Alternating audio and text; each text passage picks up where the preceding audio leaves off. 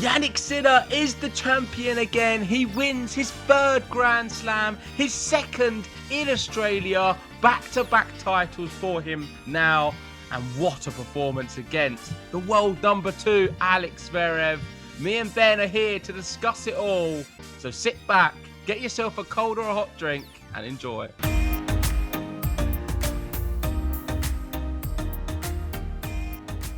He's done it again, Jannik Sinner. I can't quite believe how good this guy is.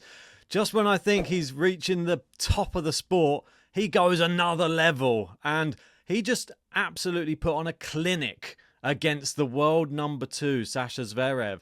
Both players only dropped 2 sets on the route to the final, but Jannik Sinner didn't even drop a set in the final. He looked unflappable. He looked unstoppable. And Sasha Zverev looked frustrated and he had no answers. But I don't think anybody would have had any answers to Jannik Sinner. Don't feel bad, Sasha. You're just playing against the best hardcourt player on tour.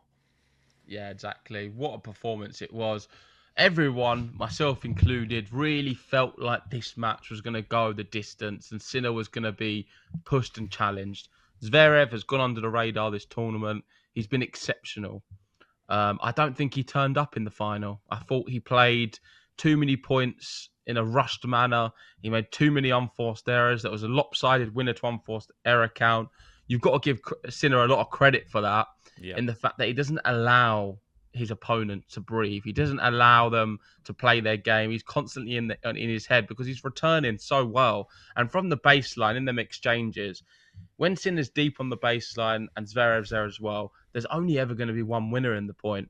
Zverev's only option today, I felt, was to be ultra aggressive, to do better on his serve, find more first serves, and then be very dominant on the first ball after the serve. He wasn't that. And even on the return, I thought Sinner's second serve speed wasn't that high. I think he put a lot of better second serves than Zverev's. You say that, but I feel like Sinner's second serve today could have been attacked a little bit more. He mixed it up with some of the spins and some of the variety of the serve, but Zverev had a missed opportunity in which he was not taking these second serves early enough and putting Sinner on the back foot. Despite that, I do want to focus on Jannik Sinner because I'm very pleased with the victory. It's amazing, really. I mean, the world number 1 defeats world number 2, 6-3, 7-6, 6-3. Didn't drop a set in the final. He didn't concede a break point. We'll get on to some more stats in a minute regarding that. But that is now his 3rd Grand Slam title in the last 5, 21 consecutive wins, 14 consecutive wins at the Australian Open, and 14 consecutive wins at Slams. He is the master on hard courts. Remember, he won the Australian Open and US Open last year. You've got to be looking at this now and thinking, if he's able to play the US Open, because there's still some question marks, he's got to be massive favourite. And I don't think I can see anyone beating him on a hard court anytime soon. No. It's robotic, isn't it, with Jannik Sinner at the moment? It literally is. I mean, the only way I can describe Jannik Sinner, and I've said it to you off stream, is when I was younger and I used to play computer games, and then you used to start playing it and you'd go move up a few levels, then you'd say, I wonder what it's like on the top level. And then you literally wouldn't win a point. And it would just, everywhere you went, he guessed. Everywhere, like, it would just be, you're on the back foot for the whole entire time. And it just feels that's what Jannik Sinner's like. He's like expert mode on a computer game right now. And I don't understand how you're supposed to beat him on these Australian hard courts. He looks like literally unstoppable. I know we keep saying unstoppable in all these times. Everyone's like saying, stop saying unstoppable. It's boring. I literally watching that match today was looking at what Zverev was doing and thinking, you're not doing that much wrong, to be honest, but you can't hang in a long rally with Jannik Sinner, because if you do, if it goes over above 5 to 8 shots, you're done. Like, he's got in your head and you know you're going to have to go for something at one point and you're going to miss. And that's what kept happening. Zverev would have had to have hit a winner before the 5th shot, I think, to be able to win this match. And he'd have to do that consistently over 3 sets. It's just not possible.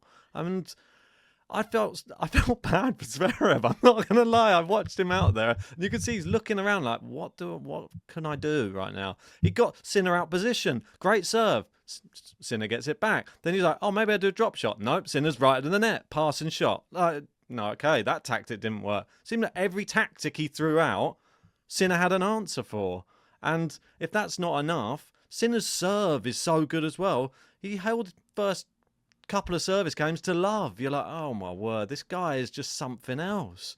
Just I don't actually think Sinner played his best tennis. That's the scary all of this.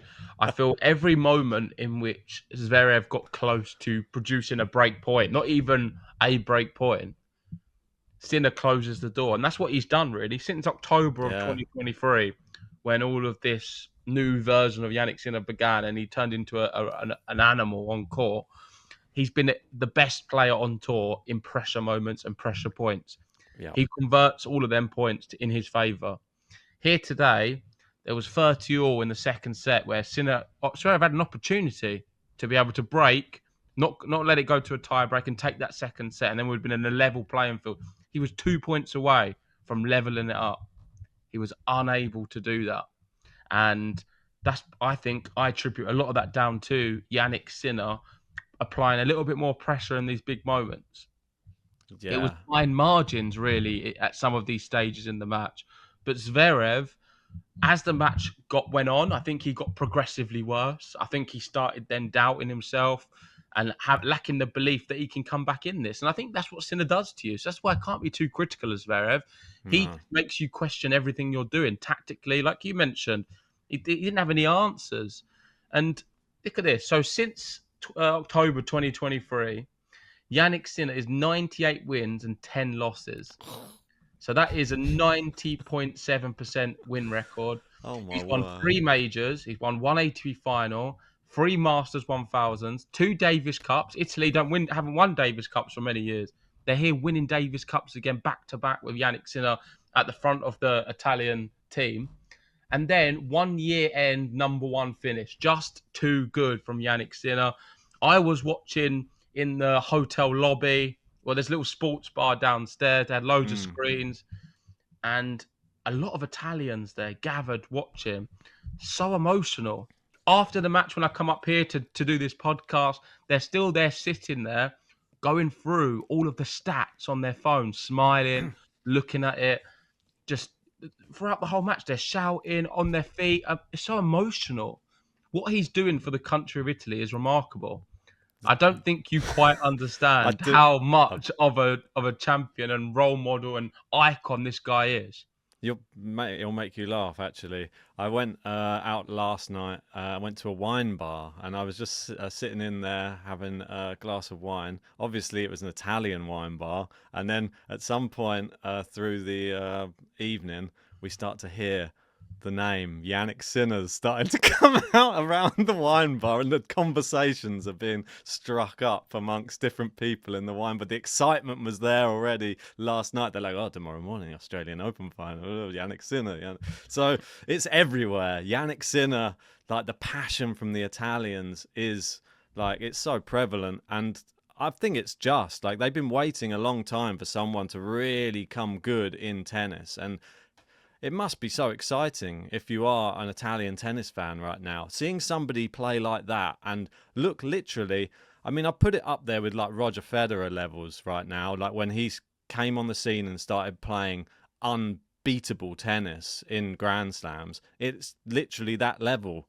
And I've got to go back just to the second set, because I know that you were saying about the second set, that 30-all.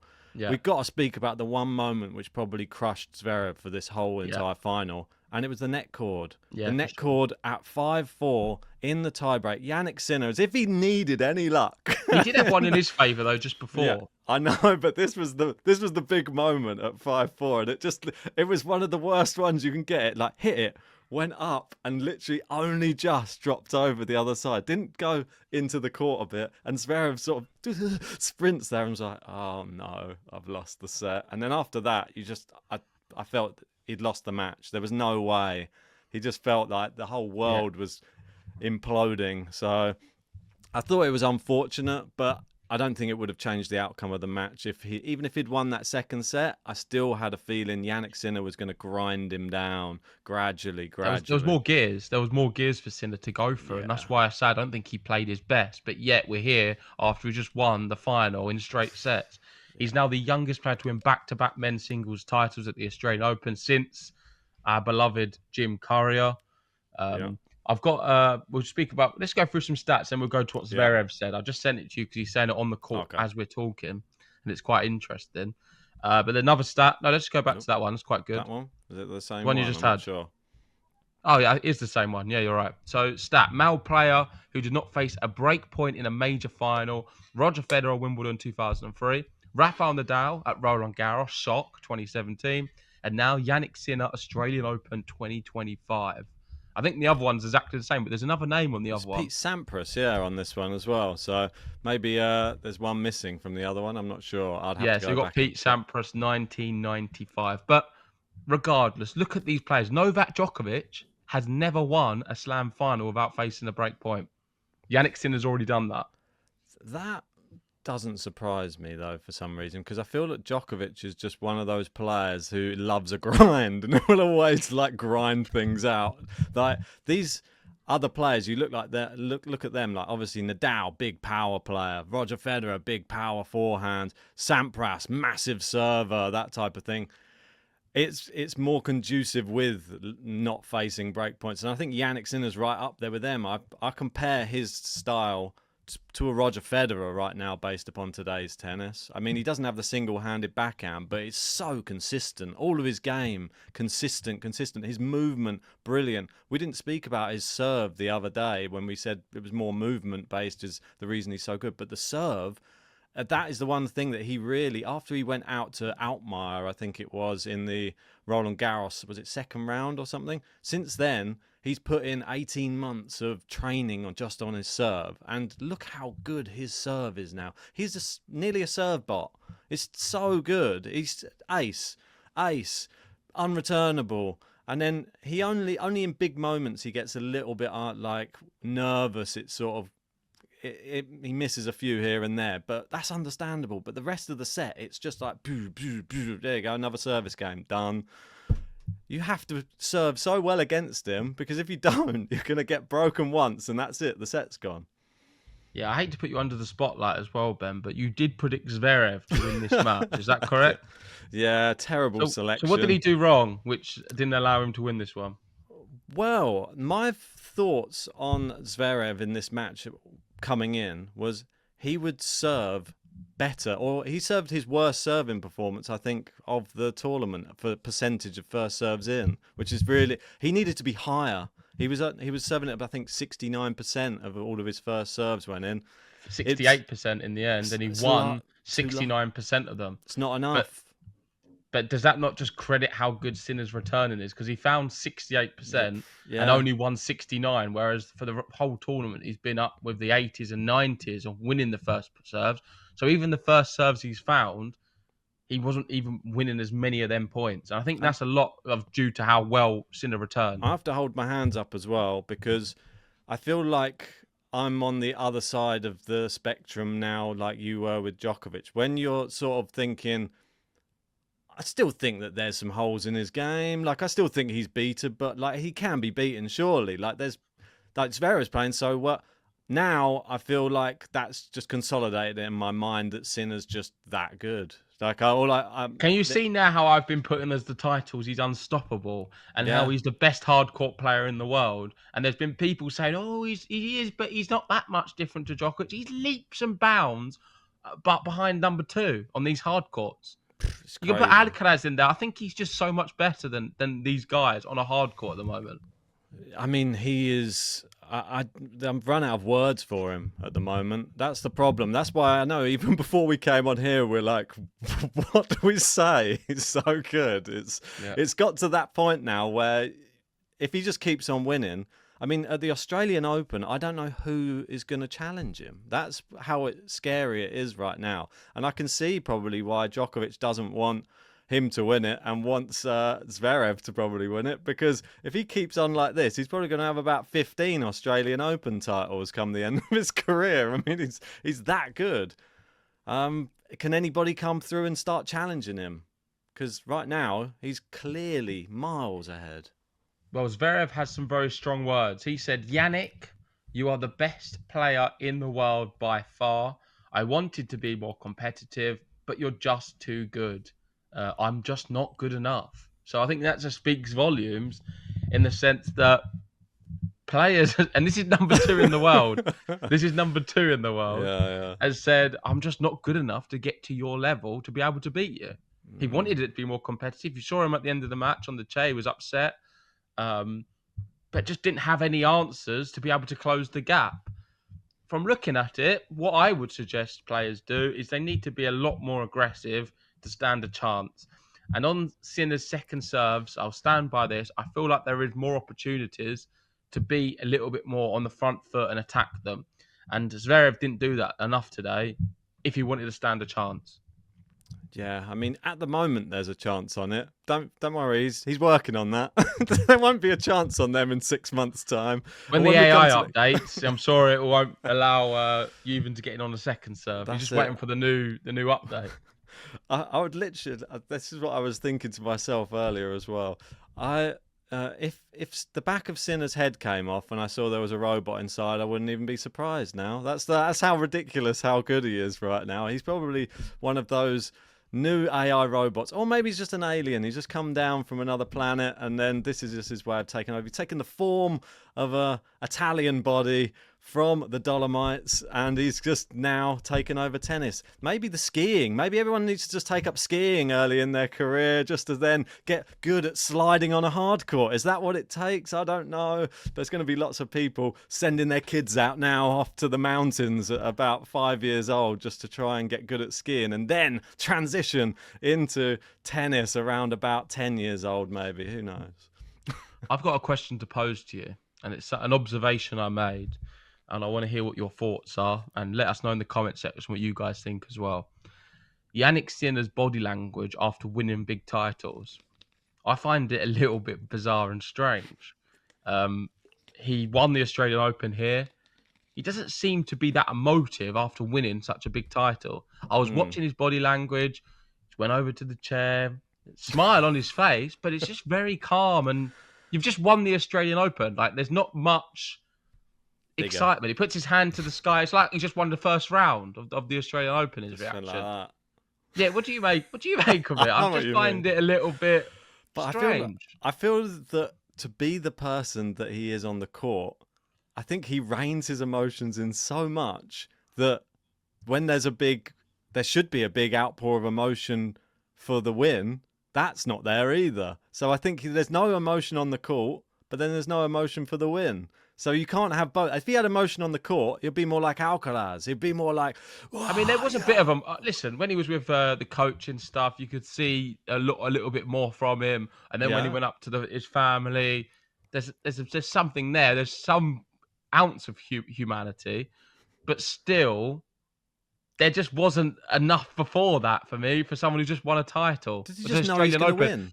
Do you think it's because this is my leading to the question? Easy. I've gone a long way around it. Do you think it's because it's that easy for him, I think and he's not been challenged? Do you think, say, if he went to a 5-set match and there was a lot more adversity and it was tougher, you'd see that outpouring of emotion after winning? But because he had Zverev just at arm's length the whole match, it's like a boxing match, but someone's 7 foot and the other person's 4 foot. So you just put your arm out and they can't get past the jab. That's how it felt. Yeah, I mean, I don't know. There was nothing he could have done today, Zverev, I don't think, to stop Sinner. And that's why, I think that's got to be part of it. I don't think that he is emotionless. But if you win a grueling 5-set match, you probably see him maybe fall to his knees, lay on the floor with probably tired after a 5-setter, and you probably have that reaction. I don't think he was tired. I think he could have gone for another 2 more sets if he needed and still been pretty fit. But yeah, it was just a straight sets win. What can you say? Compared to last year, he went 5 sets with Daniil Medvedev.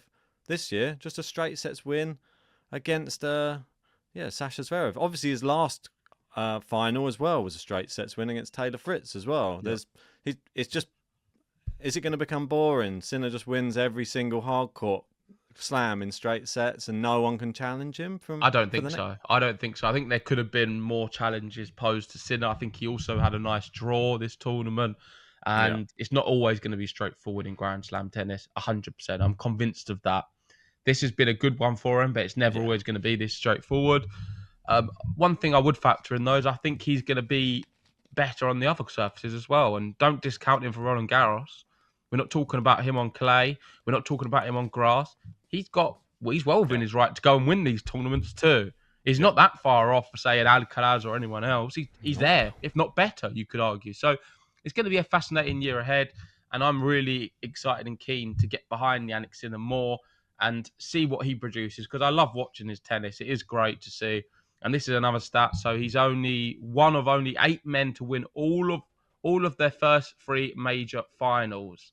That's another thing. Of course, Roger Federer has got the most impressive of them. He won his first 7 finals. Alcaraz also won Yeah. his first 3 finals. Yeah, I think he's in great company there. Borg, Connors, Edberg, and Wawrinka as well. I mean, that's an insane one. I mean, Stan just going, if he got all the way to a final, he was going to win it. That's how good Stan is if he's playing his best tennis, but just didn't get to many. Did he even get to any others? I don't know. I can't think off the I top of mean, my it's head. unfortunate for Stan. I can't be critical of him in the sense that he's been in the toughest generation ever. Yeah, I mean, him and Murray didn't have well, even if they got any wins over those big boys, it was great. Let's have some more stats. 47. Jannik Sinner has equalled Bjorn Borg and Jimmy Connors for the most wins in their first 50 matches as world number 1 in the ATP rankings. That's another good one. And of course, for the Italians, here we go. Number 3 is the first Italian male or female player to win 3 Grand Slam titles in tennis history, surpassing Nicola Piatangelli. Wow, with who only had 2. He's also 1 slam behind Carlos Alcaraz. Alcaraz has 4 slams. Sinner has 3. And that little battle now is hotting up. Could we see, Yes. come the end of 2025, Sinner with more slams than Alcaraz? It's possible. And he got to the semis, a 5-setter, remember, last year in the semis of Roland Garros.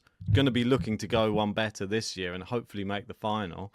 And obviously Wimbledon, he's going to be looking to try and knock Alcaraz off that pedestal there. Alcaraz going for 3 Wimbledons in a row. I think right now, the one thing that I'm liking about this narrative is because now we've got the question that we used to say about the other big players. Who can beat Jannik Sinner? And Yeah. that is the big one. And now we're all waiting for the person who can come along and do it. So Yeah. this is the big story in tennis right now. Alcaraz last year beat him a lot of times Yeah, and had the 3. Was better it 3? head-to-head. I don't think he lost to him, right? He beat him like 3 times last year. So let's say who can beat Alcaraz has shown that he's not too bad against Jannik Sinner in 2024. I don't know, he might have lost one, but I know he had a good head-to-head against him. Yeah, In 2025, let's wait to see. They've not played yet on the big stage. Let's see. On the big stage, I'm sure they're going to meet in a Grand Slam, maybe a final this at some point this year, or at least at some stage. I'll be shocked if we don't see any matches with them in a Grand Slam. And can Alcaraz beat him again? Because he has shown that he's quite good against Jannik Sinner. So that is the big challenge, I think. But there could be a few others as well, like yeah, Fonseca who's playing some fantastic tennis, or like your guy Tian, or someone else who's yeah. in inspired form, who play fearless tennis. We saw Pelka do it to Djokovic, and I think there is a blueprint to win a match in tennis. Tennis is a strange sport. A lot of it's up in your mind for sure, and that's where Sinner's always going to have an advantage to other opponents. But things can happen on a tennis court, and if you have someone who just plays incredible, they can win, and that's why. Let's see what happens. It may not be an Alcaraz, it may be someone else who defeats Sinner at one of these slams. Yeah, it could be a young up and comer who redlines for a whole entire match, and that's what it. That's when we saw the likes of people like your Federer when he lost to I can't remember at Wimbledon that time. I forget his name, Ukrainian guy. And when Nadal obviously lost to Rosal at Wimbledon, like when they lose these matches, that's because that one player on their day redlined, and there's nothing you could do about it. Every shot they went for, they just went full power, it landed in, and then you just get the puzzled look from one of the best players in the world saying, I can't deal with this type of play. Remember Dustin Brown did it as well. Like, there's so many players who can do it. These are all like top tennis players. If you're in the top, say, 500, if you redline for a day, look at Raducanu. She redlined for a whole tournament and won the US Open. And then after that, she hasn't done anything. That's what can happen. Raducanu's a different thing altogether. But I think she's actually quite good. Yeah, I think she's actually quite good, but but she's got that level in there. Yeah, but she hasn't brought it out since. I'm not speaking about Raducanu on this podcast at all. So you're not going to goad me in with that name. But yeah, thank you everyone for watching. I don't know if there's more to speak about. There's plenty of stats and facts and different things we can go through. Is there anything else now, or should we wrap it up there? Just these last couple. Jannik Sinner, the first player to claim 10 consecutive straight sets wins over top 10 opponents since they were first published. And this one's a big one because then if you do play Alcaraz, like could he gain another win over him? Maybe keep extending this as well. This is all these stats keep running. Like, this is the thing with Sinner, and if he doesn't lose, they'll keep on going. Well, what it shows is he can do it against the very best, whereas Zverev struggles against them top players sometimes. Exactly, and that's 0-3 now in major finals, and the worst defeat of all of them. I don't think that's got anything to do with him. I think it's just. I think it does a little bit. I think it was his worst performance. I feel, especially in that third set, he let the second set disappointment get the better of him, and he could have done better in the third. I think as soon as Sinner's 2 sets up, you're done for anyway, though, to be fair. I don't know many players who are coming back from 2 sets down against him. If you do, then you're an absolutely insane player yourself. But there you go. Sinner, Australian Open champion, yet again. He'll be looking for the three-peat next year. Sabalenka didn't manage it this year.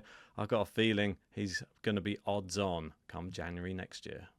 Definitely. Thanks for watching. Congratulations to all of the Italian fans, Jannik Sinner fans, and Jannik Sinner himself. What a fantastic few weeks he's had. And I'm sure this is not the last time we're going to be saying that on a podcast. So thanks everyone for joining us these last few weeks on all of our daily podcasts. Hopefully you enjoyed. Let us know what was one of your favorite episodes and what can we do better for future podcasts. And we'll try and include it in future ones, because we're here for you guys as much as we love doing it, and we want to make this the best product possible. So let us know your feedback at all, and thank you for all the support and lovely comments you've had. It's been great going back and forth with all the Djokovic fans. It's been great listening to your views and disagreements. We're an open platform, free speech, and thank you for everything. That's it. If you want to follow us on Spotify, Apple Podcasts, do it. Go leave us a 5-star review and smash the like button on this video. Subscribe. And we'll see you on the next one. Forza Jannik! Come on!